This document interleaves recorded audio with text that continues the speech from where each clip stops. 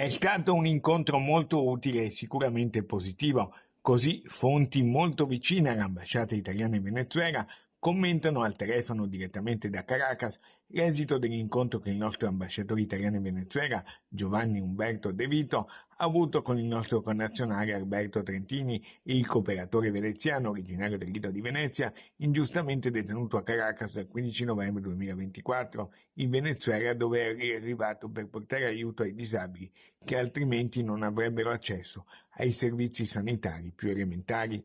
L'incontro è andato bene, riferisce ancora questa fonte certa e molto qualificata, un incontro che andava fatto molto prima, ma questo ritardo non è dipeso da una nostra volontà o decisione.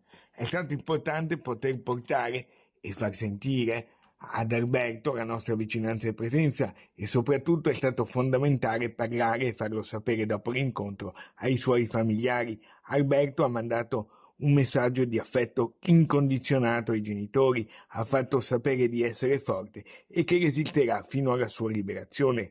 De Vito, l'ambasciatore italiano, è un veneto a Caracas, nato nel 1960 a Villafranca Veronese e poi laureatosi a Padova in scienze politiche e quindi specializzatosi sempre a Padova in relazioni internazionali.